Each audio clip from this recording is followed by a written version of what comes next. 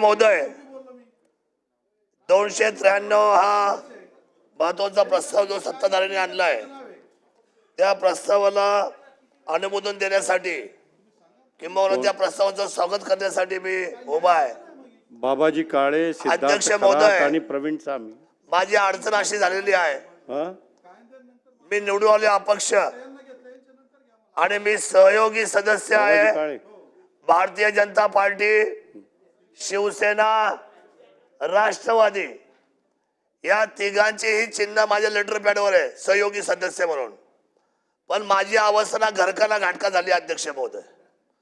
शिवाय छत्रपती शिवाजी महाराजांच्या नावाने हे राज्य चालतं। त्याचा 293च्या चर्चेमध्ये भाग घेतलेला आहे।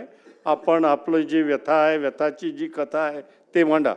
राज्यातील 29 जिल्हे आणि 253 तालुके, 2059 मंडळे हे अतिवृष्टीमुळे, नद्या नाल्यांना पूर आल्यामुळे अध्यक्ष महोदय अतिशय भयानक परिस्थिती प्रथमतः महाराष्ट्राच्या या पर्जन्यमानामुळे झाली।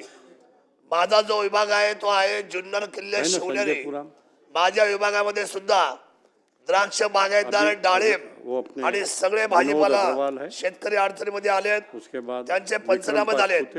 साहेब आता 7-12 कोरा होईल न होईल तो नंतरचा विषय, कारण एवढं मोठं संकट आल्यानंतर शासनाने 31,628 कोटी रुपयाचं ऐतिहासिक मदत पॅकेज जाहीर केलेली आहे। मी सन्माननीय सरकारचं मनापासून आभार व्यक्त करतो। परंतु त्याच्यामध्ये एक गोष्ट आवर्जून मी सांगेल की ह्या सर्व असलेल्या शेतकऱ्यांचे त्यांना पुन्हा आपण सर्व मंडळींनी कर्जाचे हप्ते आपण डिवाइड करून द्यावे, याच्यामध्ये कुठेही व्याज घेऊ नये, व्याजाची 100% माफी व्हावी, विमा योजनेच्या बाबतीमध्ये मोठं संरक्षण मिळावं। आणि मी वारंवार सांगत आलेलो आहे, या महाराष्ट्र राज्याने एक ऐतिहासिक मध्ये निर्णय केला।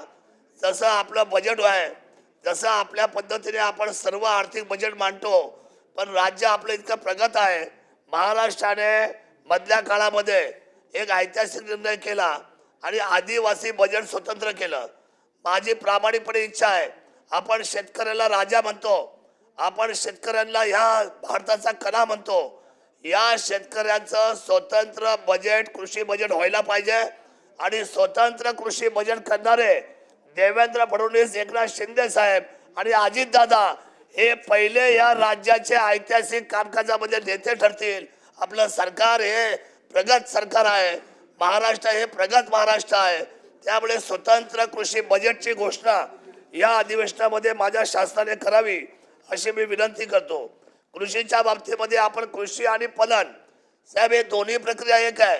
माझे अध्यक्ष महोदय आपल्यामधून एकच विनंती आहे, कृषी आणि पणन हे दोन्ही खाती एकाच मंत्र्यांना मिळाली पाहिजे, कारण सोयाबीनचा विषय आहे, जिथे सोयाबीन जास्त आहे तिथे आपल्याला केंद्र मिळत नाही, त्यामुळे हा अवमेळ होतोय। त्यामुळे कृषी खाते आणि पणन खाते एकत्र कारभार करण्याची संधी या मंत्रिमंडळातल्या मंत्र्यांना मिळावी। त्याप्रमाणे आपल्याला मी प्रामाणिकपणे सांगतो की देवगड हा आपला राजा आहे, देवगड हा कोकणाचा राजा, हा महाराष्ट्राचा राजा, हा देशाचा राजा। पण माझ्या कोकणाच्या आंबावर आता संकट येत आहे। हा जो GI नामांकन आहे त्या नामांकनाची इतर राज्यामध्ये आता चर्चा चालू झालेली आहे। इतर राज्य आपल्यावर अतिक्रमण करतं की काय, ही भीती आता माझ्या सर्व शेतकऱ्यांना आणि महाराष्ट्राला वाटायला लागलेली आहे। आपल्या संपूर्ण सरकारने संरक्षण द्यावं आणि देवगड हापूसचं नामांकन जगभरामध्ये गेलेलं आहे, त्या बाबतीमध्ये आम्ही कोणीही मंडळी महाराष्ट्राच्या शेतकऱ्यांना वाऱ्यावर सोडणार नाही, ही हमी देवगड हापूसच्या माझ्या सर्व सहकाऱ्यांना, माझ्या सर्व शेतकरी बांधवांना मिळाली पाहिजे। आणि दुसरी महत्वाची गोष्ट अशी आहे, आपण पाहताय की बिबट्याची काय परिस्थिती आहे। मी वारंवार सांगितलेलं आहे, ज्याच्या घरामध्ये बिबट्याने हल्ला केला, जिथे लहान मुलं गेलं, महिला गेली, शेतकरी गेली, शेतकरी महिला आता खेळ्याचा पट्टा वापरून जर शेती करणार असेल तर काय अर्थ राहिला। अध्यक्ष महोदय, माझी नम्र विनंती हात जोडून आपण सरकारने या बाबतीमध्ये अतिशय हे आताचं उद्याचं आपलं अधिवेशन संपायच्या अगोदर सुमोठो निर्णय करावा। 2 रेस्क्यू सेंटर, 2000 बिबटे एका वेळेला बसतील, नर एका बाजूला, मादी एका बाजूला, त्यामुळे आपल्याला लसबंदीची सुद्धा आवश्यकता लागणार नाही. अध्यक्ष महोदय माझे दोन विषय, मी जास्त बोलणार नाही. मी पॉइंटेड बोलणारा माणूस आहे, फार वेळ घेणार नाही. मला आपल्याला सांगावं असं वाटतं, या बाबतीमध्ये शासनाने 2 रेस्क्यू सेंटर चालू करावेत आणि हे आपत म्हणून, बिबट हे आपत आहे, बिबट या आपतसाठी राज्य घोषित करावं. सगळ्या आमदारांच्या भावना अतिशय तीव्र आहेत आणि या तीव्र भावनेचा विचार काय करून नाव घेऊ? हा माझा तालुका पर्यटन जुन्नर आहे.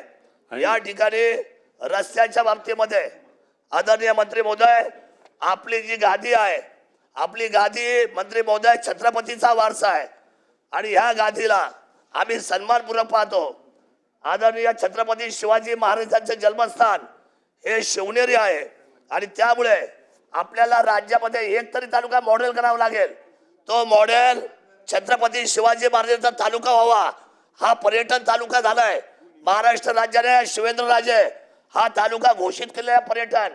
एकच तालुका, एकच तहसील, याला 100% मॉडेल तालुका करण्यासाठी आपण 100% सगळे रस्ते आपण चांगले करावेत, सिमेंट कॉन्क्रीटचे करावेत, जेणेकरून येणारा पर्यटक जे लेण्या पाहायला येईल, त्या ठिकाणी भेट द्यायला येईल, अष्टविनायकाला येईल, छत्रपती शिवरायांच्या शिवनेरीला भेटायला येईल. अशा किमान एक तालुका जरी मॉडेल करण्यासाठी आपण आम्हाला त्या ठिकाणी ह्या वेळेला अतिशय जबरदस्त अशी ताकद द्यावी. आणि दुधाच्या बाबतीमध्ये 2 मिनिटात संपवतो, 1 मिनिटात संपवतो. बस दुधाच्या बाबतीमध्ये अध्यक्ष महोदय, दुधाच्या बाबतीमध्ये ज्या गोष्टी चालू आहेत ते भेसळ थांबली पाहिजे. शेतकऱ्यांना दुधाच्या असलेल्या जनावरांना जास्तीत जास्त पैसे दिले पाहिजे. आणि सगळ्यात आता एक महत्वाचा मुद्दा, महाराष्ट्रात 84 लाख ग्रामीण कुटुंबाच्या उज्ज्वल भविष्यासाठी केंद्राच्या आणि राज्याच्या ज्या योजना आहेत साहेब, त्या केंद्राच्या आणि राज्याच्या योजना या आमच्या असलेल्या उमेद राज्य महिला कर्मचारी संघटना या भर थंडीमध्ये 1 मिनिटात संपवतोय, भर थंडीमध्ये रस्त्यावर बसून आहेत. माझी विनंती आहे की या सर्व महिलांना जीवनोन्नती अभियान स्वतंत्र कायस्वरूपी विभाग म्हणून आस्थापनेला मान्यता देऊन उमेद अभियाना अंतर्गत कंत्राटी अधिकारी कर्मचारी यांना शासनाच्या समकक्ष पदाचा दर्जा देऊन कायमस्वरूपी सेवेत समाविष्ट करून घ्यावे ही आग्रहाची विनंती करतो. आपण मला बोलण्याची संधी दिली, आपल्याला धन्यवाद देतो. जय शिवराय.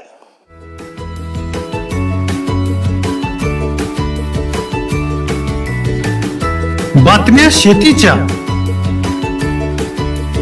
बातम्या मातीच्या, बातम्या अन्यायाच्या, गुन्हेगारीच्या,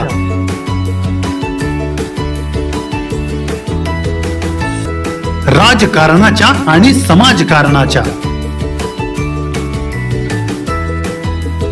शोषणाविरुद्ध बुलंद आवाज, जनसामान्यांच्या हुंकाराची गाज, सत्कार्याला प्रोत्साहन,